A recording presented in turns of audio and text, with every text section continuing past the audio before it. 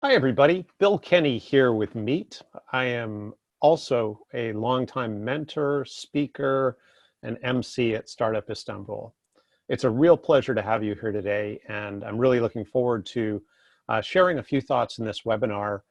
Most of you know that Startup Istanbul is October 18th through 21st in Istanbul, and it's a phenomenal event. If you haven't been to Istanbul before, that's a remarkable place. And certainly the event itself is an incredible opportunity to not only improve your venture, but also to make connections and potentially meet investors. But you will have great mentor opportunities. You'll have great partner and potentially customer opportunities. Really, it's about how do you take advantage of your time in Istanbul so that you really can leverage it. So let me hop over. I'm going to pull up some slides. Just one second. And let's do that. And all right, so now you should see my screen. I'm just going to go to slide mode here. And yeah, so the idea of this webinar is to both go through a little bit about the event itself. We're going to share some best practices and talk a little bit about the mentorship that's available at Startup Istanbul as well, and best practices there. So let's hop into it. So if you haven't been to Istanbul before, the Bosporus is one of the most beautiful waterways in the world. The city is gorgeous. The antiquities are fantastic. You'll really enjoy this aspect. It's really unbelievable. In front of us here is Topkapi Palace, which is just an incredible tour, and you should definitely make sure that you have a day to go through that, and the Hagia Sophia and the Blue Moss that are right in that same neighborhood. It's really great. And you may not be able to see easily or understand where you are in the city here, but you're right. You're actually not looking at the Bosporus. The Bosporus is to the right. You're on a piece of land called the Horn, but it's where kind of the old city where a lot of the antiquities are. It's really cool, but yeah, it's a great area. So good stuff. So our agenda here today, we're going to highlight some of the activities at Startup Istanbul. We're going to talk about the mentoring opportunities. We'll talk about how to get the most out of the experience, what the evaluation criteria are for the pitching. We'll talk about effective pitching. Obviously, this is not an interactive session, but I'm going to anticipate a few of your questions because, believe me, in the years I've been participating, I think I've heard most of the questions at this point. You won't really surprise me, I don't think, but that will be fun. And hopefully there'll be some things in there that you probably aren't anticipating. So let's talk about Startup Istanbul itself. So it starts on Friday. It actually kicks off with a wonderful boat tour of the Bosporus, which will be in the afternoon. And then we will have an evening kickoff event that will not only have some really good content to get you prepared for Saturday, but it will also include some mentoring opportunities and really, I think, a good overview of how to kind of really be successful on Saturday. So Saturday is the pitch and demo day. There's also mentorship and some conference workshops that will be available during that time. Sunday is at least half the day you'll have to be able to enjoy the city. You should schedule 1 or 2 more days at least to go and tour some of the great sites in Istanbul. And then we're going to do pitch rehearsals in the afternoon, so you'll want to be around for that. And then on Monday, you've got the finals, you've got exposition going on, you've got more conference workshops, more like keynotes on the main stage. There'll be the exhibiting where you'll be able to interact and connect with a lot of people. And then the final pitching and awards. And this year, the focus is not only startups, but also scale ups. So startups, the sort of textbook definition is startups are in search of a business model.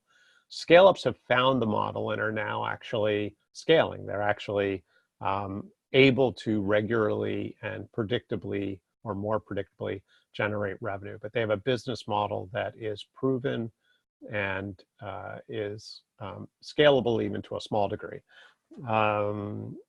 So getting the most out of the experience. The key here is these kind of three thoughts. So obviously being present, making sure you're as caught up as you can be with work, with your home life, so that you can be as engaged as possible.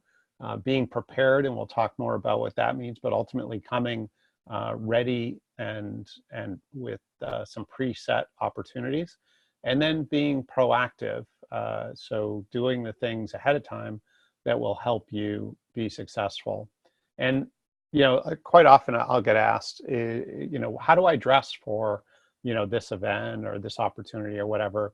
And ultimately, you think of, many of us think about the marketing collateral that we put out, and in terms of the color and the style and all these things. Well, you know what how we dress also is marketing. And so you want to dress how you want to be perceived. And so again, just like that marketing collateral is sharing with the world how you want your company to be perceived, how you dress communicates to the world, to anyone that can see you, how you want to be perceived. So you want to act and dress and perform how you want to be perceived. So there's a lot to this topic, and so again, we'll touch on a few things here as we get into some of the best practices. In terms of being prepared, as much as you can, you want to preset meetings. So think about, really the easiest way to think about the organizers of Startup Istanbul. So you think of Barak and Asla and Elif. Think of them like people who own a gym. So you're the client. You're going in to work out at the gym. The owner's responsibility is to set up all the equipment, to make sure that the air conditioning is on, to make sure the facility has all of the equipment and accoutrements and all of the basic things that will allow you to be successful. Now, no one ever goes to a gym and uses all the equipment. We all use just probably even a small fraction of the equipment. So ultimately, when you go to an event like this, like Startup Istanbul or many others, you need to decide ahead of time, number one, what your goals are, and then number two, using the agenda as a menu that you can select off of to create the best 4-day experience for you. And I would suggest there's a mix between the programming and one-on-one meetings. And so, if it's just you coming, you need to organize those one-on-one meetings for yourself. If you have other team members coming, obviously you want to distribute those meetings around as is appropriate. Maybe one of you is focused on investment, another one's focused on customer acquisition, another one is focused on identifying strategic partners. It really depends on what works for you. But I would, as much as, there's no point in bringing anyone else if they're not participating. So you want to make sure that people are participating in the process and they're as prepared, that your team is as prepared as you are. They should know your value proposition. They should know how to articulate your goals for the event and who you're hoping to meet. They should know how to articulate what business you're in and who your customers are. Those basic communication elements are really, really important. So, as I said, the whole process, the folks from Startup Istanbul and Itahum, the accelerator, they've set up the gym, they've set up all the equipment. It works, it's functioning, it's beautiful, and the space is air conditioned.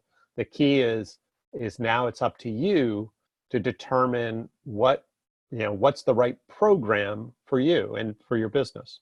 That's really the key.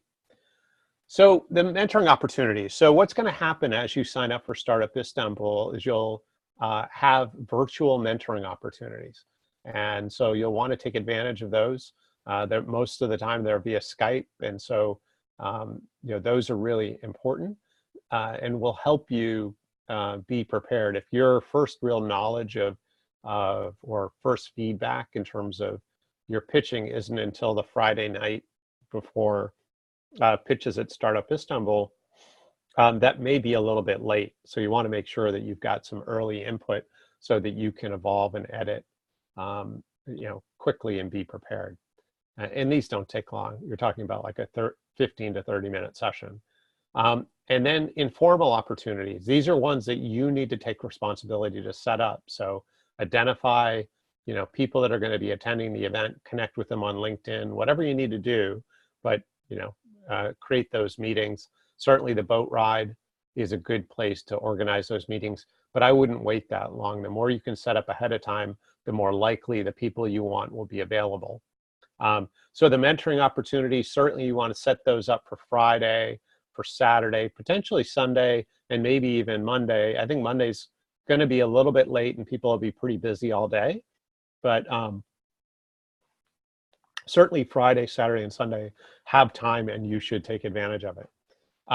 So here's some fails that we see quite often with mentees. So there are mentors and then there are mentees, and mentees are the people that are getting mentored, in other words, you. And so there's a tendency when you get feedback to explain yourself. Someone says, have you thought about doing this or that? And of course, we all need to show how smart we are. So we then come back with, why that won't work, or, whatever response we might have. Understand, number one is mentorship sessions are generally very short. So you have very limited time. The more you talk, the less feedback you will get. The other thing is when you push back, when you challenge, even in a little or very thoughtful way, when you challenge a mentor, you're going to deter them from giving more feedback. In other words, and I've heard many, many, many times where entrepreneurs challenge a mentor's point of view, and a mentor will very quickly and very definitely stop giving feedback when they're challenged. And so it really doesn't matter if you agree. It really doesn't matter if you take the advice. You're better off to say thank you, number one, and then number two is to try to understand the point of view. That's a really interesting thought that you just shared.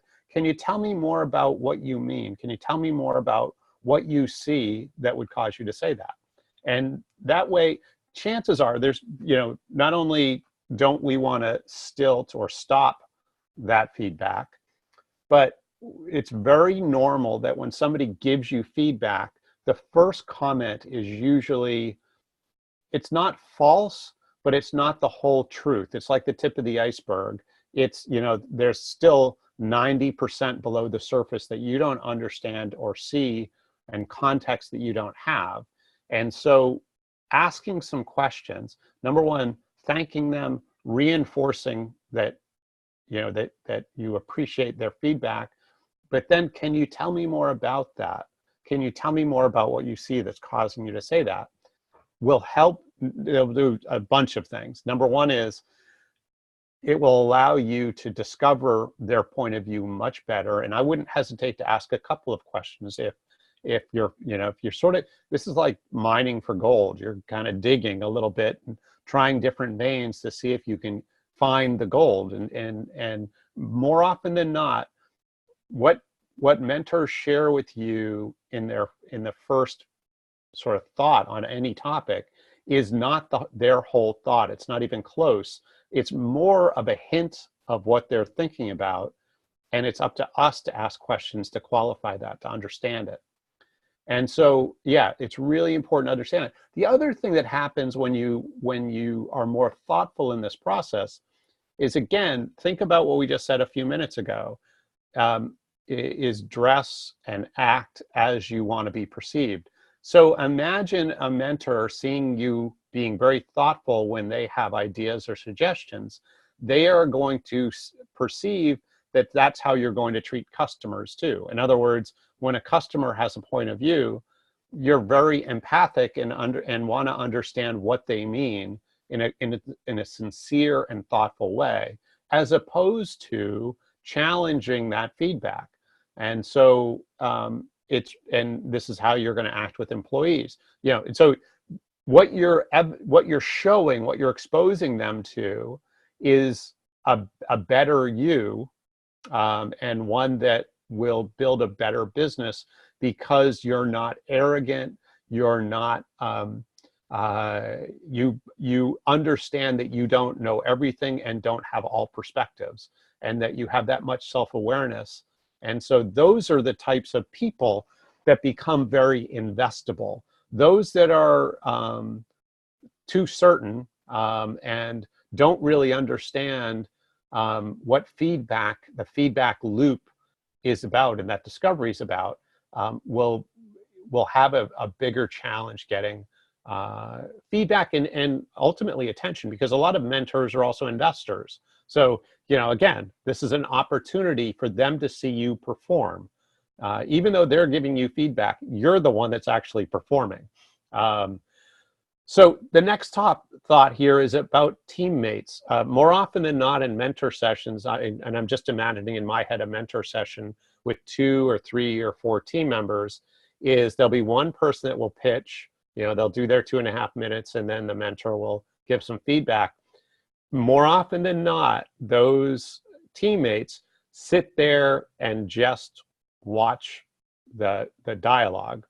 And they might chime in the Q&A time or whatnot.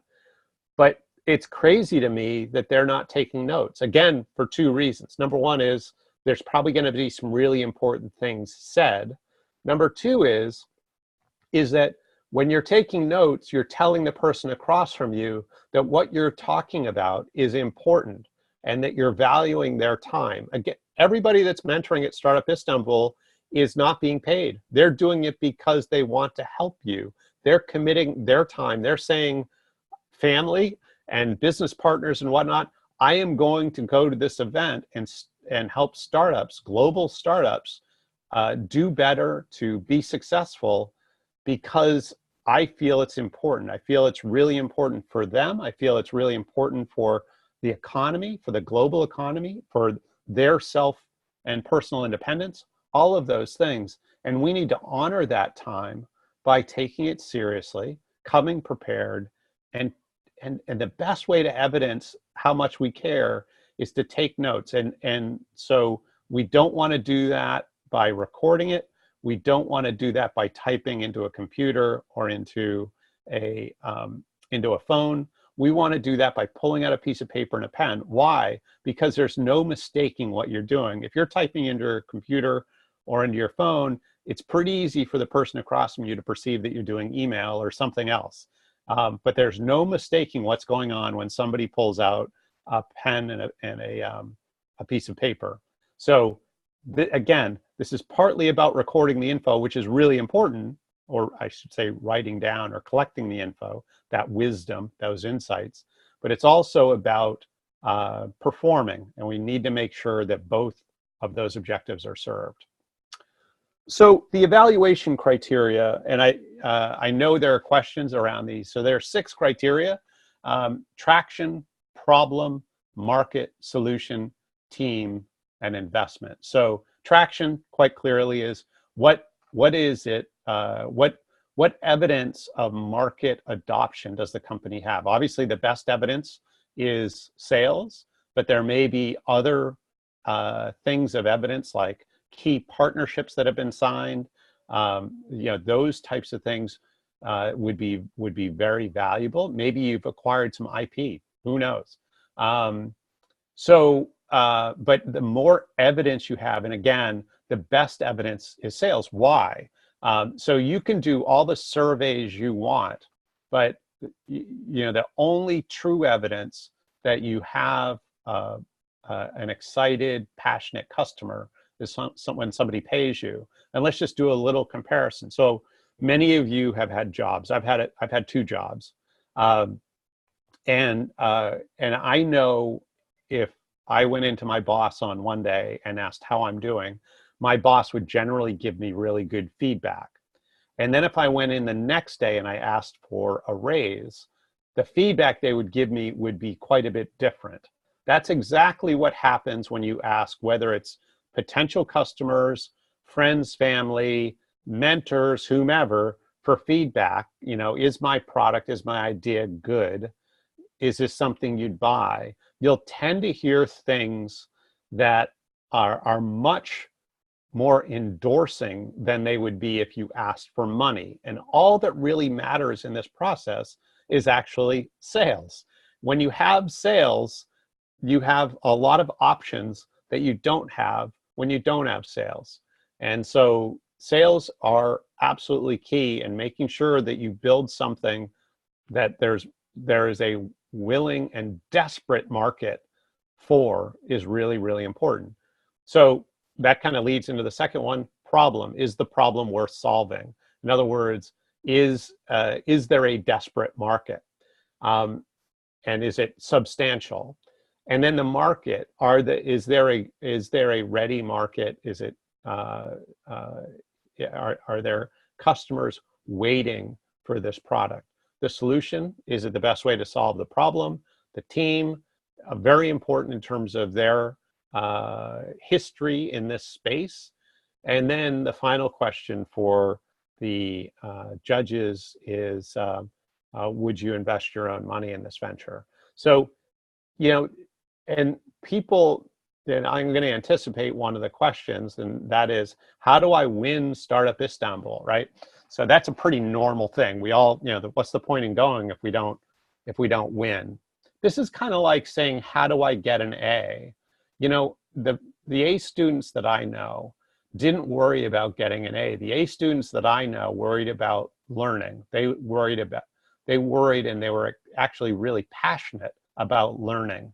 And whatever the subject was, they were all over learning that topic or that subject. So if it was biology, they invested themselves in biology. If it was chemistry, they were all over it. If it was calculus, they were passionate about calculus. So if you want to perform well at events like Startup Istanbul, you know, the performance is actually easy. The key here is to build a valuable business. And when you build a valuable business, you will perform well in these events. So don't worry about, you know, the criteria shouldn't necessarily be guidance for winning the event. This should be the questions that you are grappling with every day in your business and that you're solving, that you're checking them off so that you can continue to progress your business. If you want to understand how to do this really well, is take out the business model canvas. And if you don't know what that is, Google it. It's called the business model canvas. I want you to black out, there are 9 rectangles on the business model canvas. So it's a one-page representation of what 15 years ago was a 30 to 50-page business plan. There's a brilliant man who's sort of boiled this down into 9 rectangles. So if you want to understand how to build a valuable business, the place you need to start is the business model canvas. And I want you to black out 7 of the 9 rectangles. I only want you to work on the rectangle that is for value proposition and the rectangle that is for customer segment. And so you need to, and you can leave one as a constant and one as variable. But ultimately, until you satisfy those, in other words, you find a value proposition that has a substantial customer segment, there is no reason to go on to the other 7 rectangles to build a product or any of that kind of stuff. There's no point in doing any of that. And unfortunately, a lot of entrepreneur programs have reversed this. You know, you start with an idea and then you build a product and then you go see if you can find a customer. That is not at all lean methodology. Lean methodology is actually about finding a problem worth solving and then making sure that you've got customer validation, and then going and building a very light version of the product called an MVP, minimally viable product, and then going and beginning to acquire customers and evolving the product over time. But anyway, it's kind of a long process, but the key here is focus on building a valuable business. Those that, and rightly so, those that have built the most valuable businesses will perform well at Startup Istanbul. That's the way it should be, right? We can't fake this. You can't cram for this test. If you focus and set up appointments, set up meetings, meet with mentors who will help you build a valuable business, you're going to get a ton out of this event. Don't worry about how you do from a judging or scoring standpoint. If you're focused on building a valuable business, you will give a good pitch. You don't have to worry about that. Again, don't become a professional pitcher. Become a professional at building a valuable business. That will reward you much better for the rest of your life. I can tell, I've started 7 businesses. This is something I know a little bit about. Okay, so speaking of 7, we have 7 keys to effective pitching at Startup Turkey, which it isn't. We're not going to Startup Turkey. We're going to Startup Istanbul. I didn't change this slide. Sorry about that. So let's talk about these 7 things. So the goal of pitching, which is this is really important because I think a lot of people don't understand this or understand it but forget it.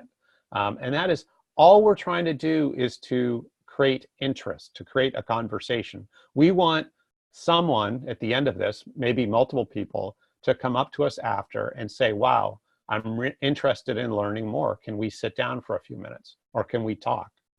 And so that's what you want to cause to happen. Obviously, you want the right people to come up. So we want to edit what we're going to say so that the right people come up.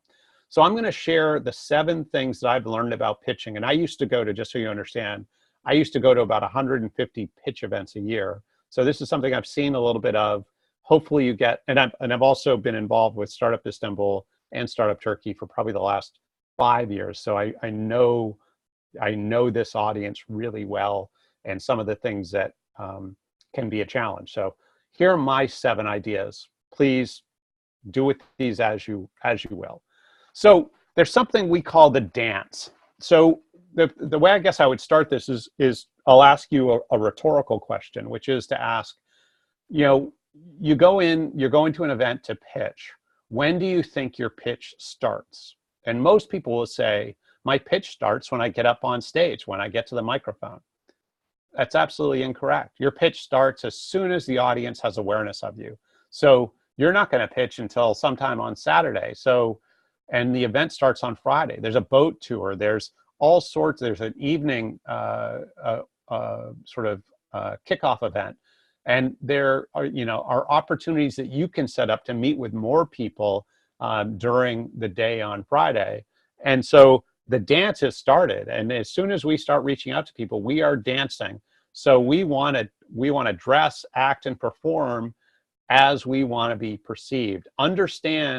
Imagine this, if you've gotten together with, say, 5 people before you stand up to pitch, you're going to have 5 advocates, 5 people who now are on your side, who are cheering a little bit louder, who may ask questions or, sort of elbow somebody who should spend time with you. Whatever the case might be, and this is why you want your team to divide up, is you want to, if there are 3 of you and each of you meets 5, that's 15 people now that are there cheering for you, that are looking to connect you with key people, or themselves now understanding more because they've heard now a few different perspectives about what your business is and what impact you may have.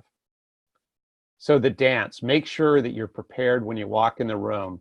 Make sure that you're interacting and you're getting your team to interact with as many people as you can and making those connections. And part of that is really thinking about, and again, making your team understand not only how to communicate what you do and who you do it for and what your value proposition is, but what your goals are at the event, who you're hoping to meet. Because as you meet people, the more people that know what your goals are and who you're hoping to meet, the more people that are there that are spotting opportunity for you. So that's a really important thing to be able to articulate. You can help people make much better connections for you when you inform them. And likewise, you want to learn from them who they're hoping to meet so that you can help them make connections. So the dead seagull.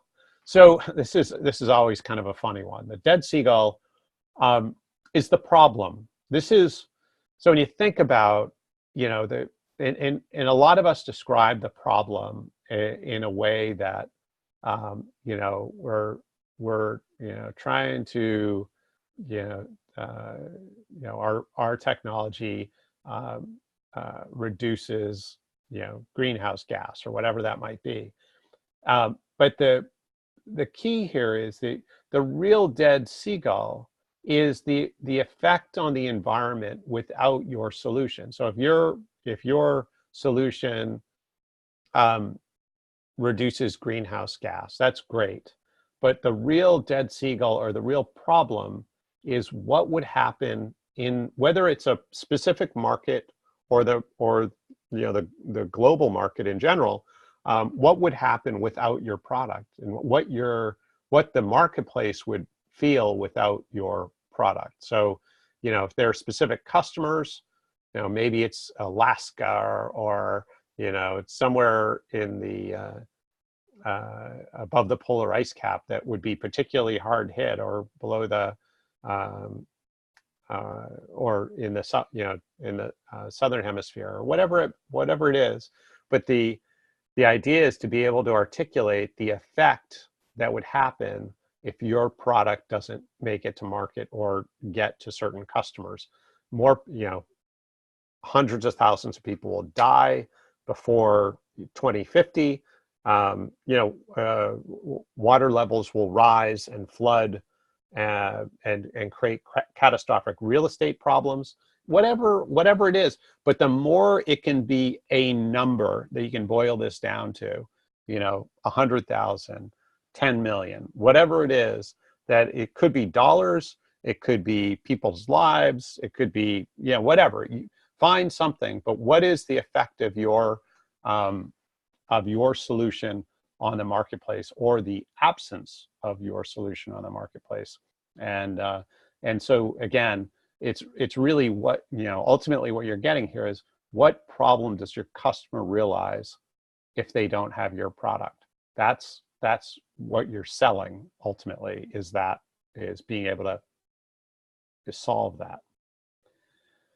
So yeah, people die. Obviously, the more simple and direct it is, the better. So knight in shining armor. Yeah, and so this is all about your team. So why is your team the ones to bring this to market? Why is your team, are they the best prepared, the most experienced in this particular space? Maybe you've got a PhD on the team. Maybe you have exceptional sales skills, or particular industry knowledge that's unique. Ideally, you've got a few real key people that make your team specifically strong in this area, but ultimately being able to articulate what is it your team brings to this that no other team could bring. Okay, the ask. So yeah, we got to get to a point in our pitches, and this is actually something I see people forget to do all the time. There should never be a pitch without an ask. So make sure that before your pitch ends, and quite often it's the last thing that you say, is we're looking to raise X or Y, or we're looking for help in these areas. We're looking for mentorship. We're looking for early customers in these spaces. This is what an good early customer looks like. But you need to have an ask. That's critically important. Do not get off the stage. Do not let 2.5 minutes expire without having a very clear ask. You're going to have hundreds of people at the event. You'll have thousands on Monday, and you want to make sure that they very clearly know what you want. You just told us this great story. We're all leaning forward. Now, how do we get involved, or how can we help you, or what do you want from us? Make sure you ask them. Baby food. Yeah, you want to give your information to people in very clear, concise terms. So the really cool thing about baby food is it's nutrient dense. It is a very simple food. Babies digest it very quickly. It converts to energy very quickly. It's lean, so that you're essentially getting in very strong, dense nutrition simply. And so you want to think of a pitch in the same way. So, if you can, you have 2.5 minutes, if you can break it down into um, 5 25-second blocks, and don't worry about the rest of the time, that will go quickly, but 5 25-second blocks, and make 5 points, point 1, point 2, point 3, point 4, point 5. And so if it's that simple, it's much easier for the audience to remember and take away with them, because the audience is going to hear, many, many, many, many pitches. How does yours stand out? Well, number one, it's got to be somehow provocative. It's got to be somehow important, but also it has to be clear and concise enough that they can understand it and take it with them. And so the more it can be like baby food, the better you will do. So you want to take out any jargon. You want to remove any industry terms. You want to make sure when you talk about things like traction, you want to actually talk about what revenue you've created, and in what period. You want to talk about what partnerships you've signed and what that impact will be to you. Be really clear with those things, so that, again, we don't want opinion, we want fact. Don't tell us, that, let's see, that yeah, one of the things you see all the time when people talk about their revenues is this is a conservative estimate. They're never conservative, and it really doesn't matter. You're editorializing. Just tell, if you have projections, just tell what they are. Don't in any way share your opinion with the audience. Give them facts. Let them draw their conclusion. Because immediately, if somebody says it's conservative, they immediately will look at them harder than they would if they just said, yeah, here's our budget for year 1 and year 2, or projections for year 1 and year 2, and this is what we're aiming to do. Keep it simple. So here's a really important one. So the appendix, not this appendix, is, so there's a tendency to really be challenged in terms of when you're building your slides for your pitch, challenged in terms of just having too many slides. So here's what I would suggest. When you're going to build your slide presentation, obviously have the criteria and build slides that you think satisfy the criteria. Chances are you're going to just build more slides than is reasonable. You probably want no more than like 10, maybe 12 slides at the most. And so I would just suggest any slides that aren't actually answering the questions that are asked by the criteria is you move those to an appendix. In other words, move those past your last slide so that they're a part of your slideshow, but they're not a part of your pitch. So in other words, when you're doing your 2.5 minutes, whether it's on stage or with a mentor one-on-one, you have the opportunity. Now, there won't be Q&A when you're on the stage unless you're in the finals, but certainly with mentors, there's plenty of opportunity for Q&A. And so the cool thing is you've done your pitch and the mentor asks you a question. You can say, wow, that's a great question. We actually have a slide for that. And you can flip to it. You look, number one, you'll answer their question much better if you have a slide to support your point of view. But number two is you're going to look so much more prepared, and that's so much more interesting for the mentors. So having sort of your backup slides or your next level slides in an appendix is absolutely that's the pro move, is to do that. So that's highly recommended. So let's talk about pancakes. So for some of you, you haven't pitched on a big stage very often or at all. For some of you, you've done this a bunch.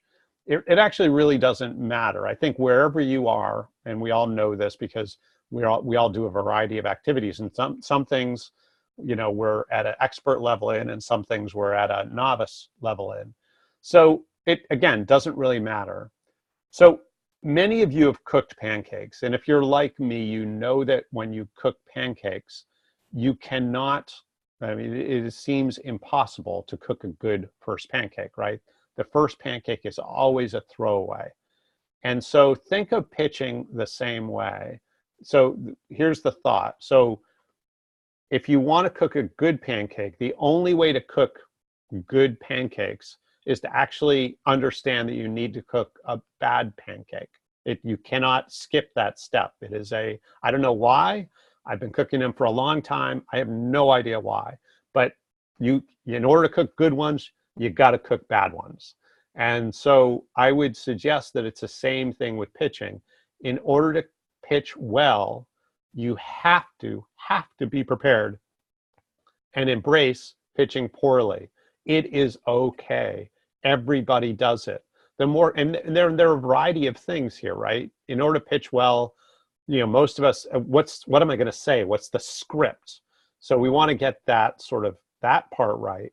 But there's a whole nother part, which is the confidence and the performance aspect of it. That's really important. And that's at least half of the game. And so the only way that you get the words right is you have to say them yourself. You have to then say them to an audience, because then you'll get feedback, both the nonverbal and the verbal feedback. And then, of course, the only way you're going to get better at the performance side is to actually do it, and do it many, many, many, many, many times.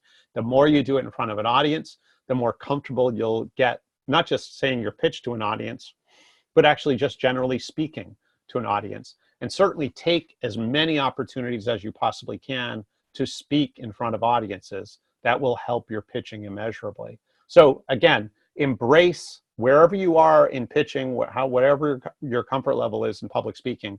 Don't worry about it. It's a first pancake. Get it on the griddle. Make sure the griddle's warm. Get it on the griddle, and let's see how it cooks. But again, don't worry about it. If it's a throwaway, we throw it away. We know the next one is going to be better, because every time we do it, we're going to get better. So again, don't worry about it. It's all a part of the process. Just embrace it, have fun.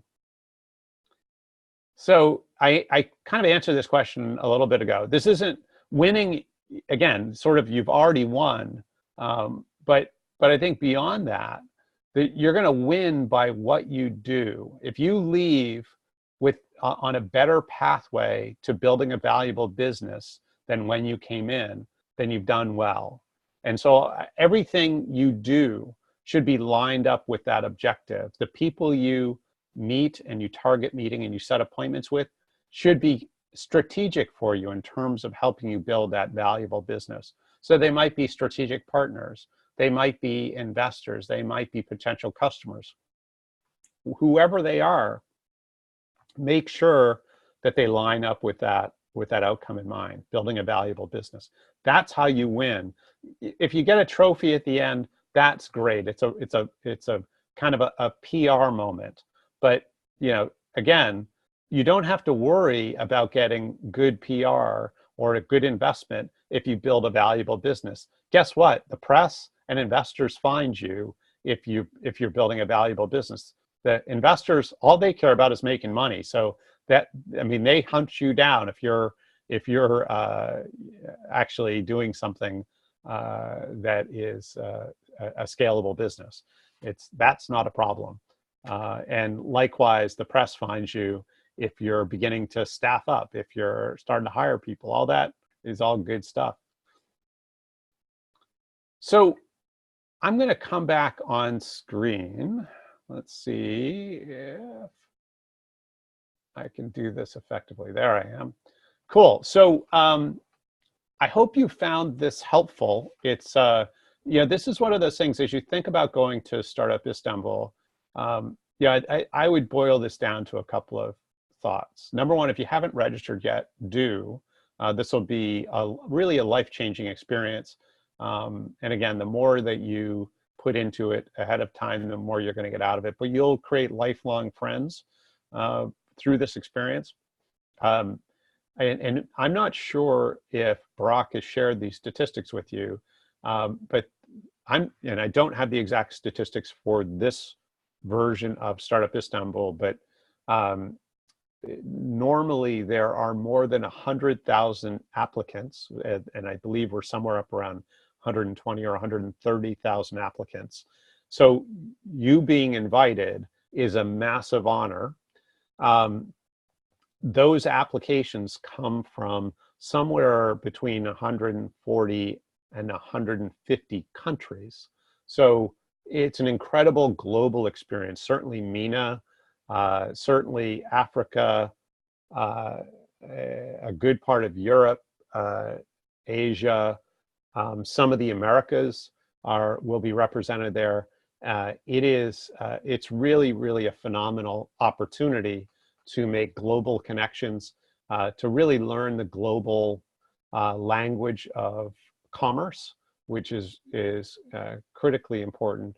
But I think there are a variety of reasons to do it. But the first and foremost is, will it help you build a valuable business? Absolutely. Will it help you make connections that will be mission critical for your business going forward? Absolutely. And will it be a fun experience? 100%. That's why I go back every year.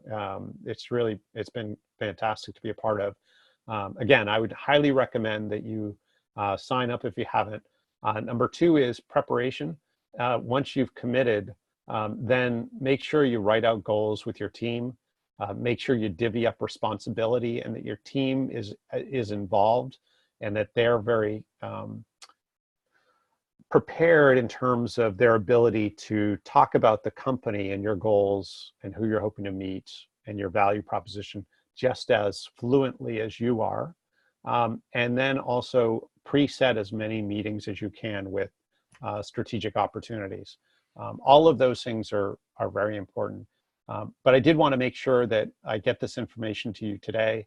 I hope you found it helpful. I would certainly welcome any questions. You can find me on LinkedIn, Bill Kenny, or you can certainly pop me a note on bill at meetroi.com. That's Bill, B-I-L-L, at meet, M-E-E-T-R-O-I, as in return on investment.com. Thanks so much. And I am looking forward to seeing you all in Istanbul, see you on the boat ride and work with you for a few days. Hopefully light a spark that propels your venture into a great success for you. So in any event, enjoy the rest of your day. It's been an awesome pleasure to be with you, and we'll talk to you all again soon. Bye for now.